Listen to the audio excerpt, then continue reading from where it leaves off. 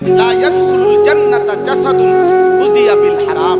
যে শরীর হারাম দ্বারা গোশত রক্ত মাংস হয়েছে, বৃদ্ধি পেয়েছে, ওই দেহ জান্নাতে প্রবেশ করবে না। অতএব হারামখোর জান্নাতে যাবে না। 3, আল্লাহর রাসূল সাল্লাল্লাহু আলাইহি সাল্লাম একদিন এক ব্যক্তিকে দেখছেন নবীজির জামানায় কাবা ঘরের সামনে দাঁড়িয়ে হাত উঁচু করে আল্লাহর কাছে দোয়া করতেছে, ইয়া রাব, ইয়া রাব, আয় আল্লাহ আমাকে এটা দেন, ওইটা দেন, দোয়া করতেছে।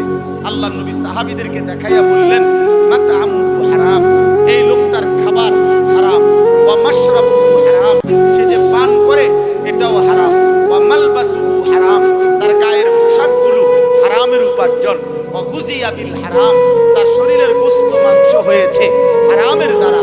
ফাআন্না ইউস্তাজাবু লাহু, বলো না তার দোয়া কেমনে কবুল হবে? এই জন্য স্পষ্ট হারামখোরের দোয়া কবুল হয়। এই 3 জিনিস আরো বহু বলা যাবে, আমি রাত দেখে বলতেছি না। 1 নাম্বার হলো হারামখোর জান্নাতে যাবে না। 2 নাম্বার হলো হারামখোরের কোনো বন্দেগী কবুল হয় না।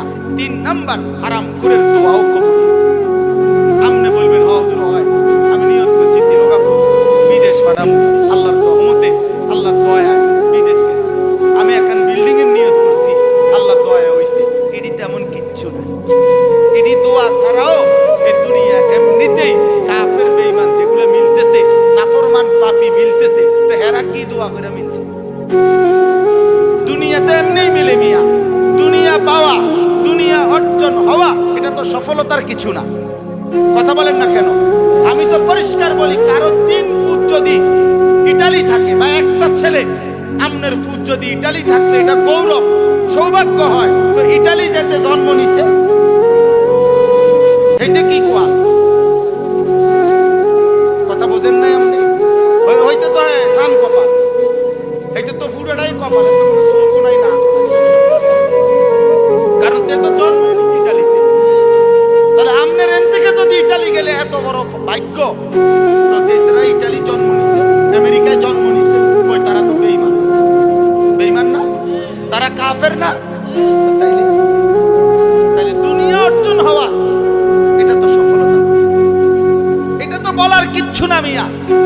এটা তো বলার কিছু, ভাত মাছ চাল ডালে তো বলার কিছুই না বিষয়, এগুলো তো ফালতু বিষয়।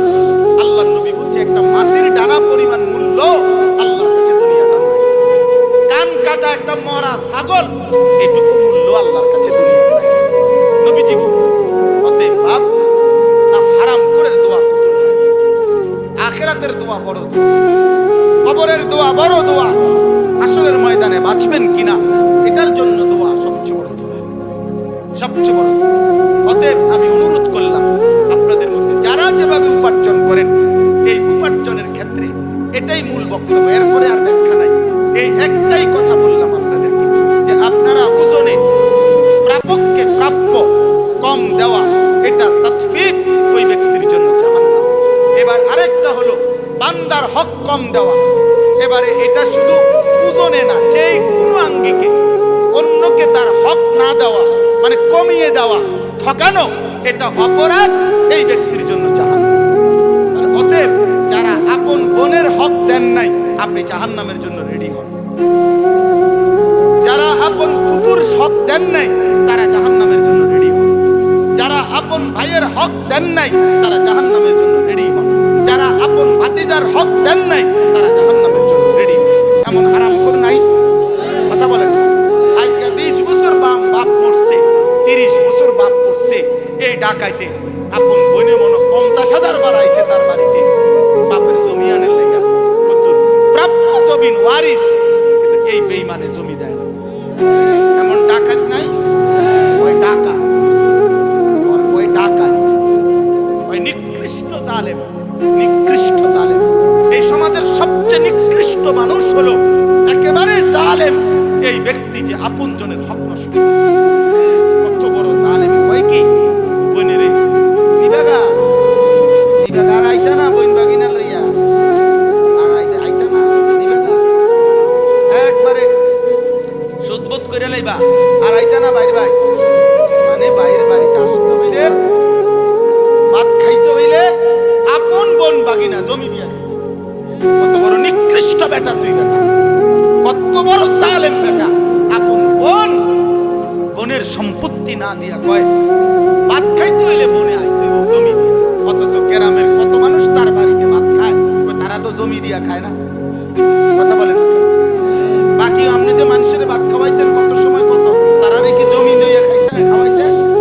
আপন বোনের ব্যাপারে, আপন স্ত্রীর ব্যাপারে কি করলেন? আপন স্ত্রীর মোহর কেন দিলেন না? আপন ভাতিজার এই 1 শতক আর 1 বিঘত জায়গা ছেড়ে দিলে আপন বাড়ি ভাই, আপন ভাই তার বাড়ির রাস্তাটা হইয়া যায়, দিত না। 30 বছর ভাও ধরলেও দিবে না। এমন নিকৃষ্ট জালেম নাই? এই তাল গাছটা কাইটা দিলে, এই আম গাছটা কাইটা দিলে তার বাড়িতে ঢুকা যায় না? দিত না।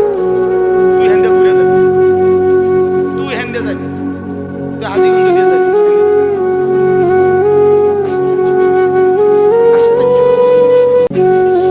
এই জন্য আল্লাহ রাসূল সাল্লাল্লাহু আলাইহি সাল্লাম বলেন, মান আখাযা শিবরাম মিনাল আরদি যুলমান তাওয়াকাহু আল্লাহু ইয়াওমাল কিয়ামা 7 আরদিন।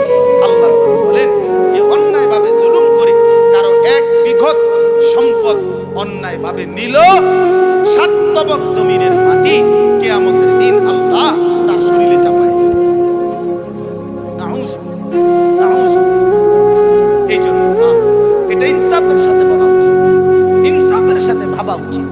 এই জন্য এখানে বললাম কোনোভাবে বান্দার হক, একেবারে একটা কাস্টমার হোক, সাধারণ মানুষ হোক, কারো হক কি না করা, নষ্ট না করা। ঠিক আছে তো ইনশাআল্লাহ? এবার আসেন সর্বশেষ কথা, ওই যে আরেকটা ব্যাখ্যা বলছি, আল্লাহর হক, বান্দার হক, কোনো কিছুতেই ঘাটতি না করে। তো আল্লাহর হকের মধ্যে কেউ যদি ঘাটতি করে, তাফসীরে মাআরিফুল কোরআনে স্পষ্ট আছে, ইমাম মালিক রাহমাতুল্লাহ আলাইহি বলছে, লিকুল্লি শাইইন ওয়াফাউন ওয়া তাতফীফুন। প্রত্যেক আমলের মধ্যে একটা আছে পূর্ণ করা, আরেকটা আছে তাতফীফ করা, মানে ঘাটতি করা। অতএব প্রত্যেক আমলের মধ্যে যদি কেউ ঘাটতি করে, সেই মুতাফফিফ তার জন্যই জাহান্নাম, তার জন্যই জাহান্নাম। আচ্ছা, উদাহরণ কি? উদাহরণ হলো আল্লাহর হকের মধ্যে শুধু একটা উদাহরণ বলি, রাত হয়ে গেছে, সেটা হলো নামাজ। সেটা হলো নামাজ।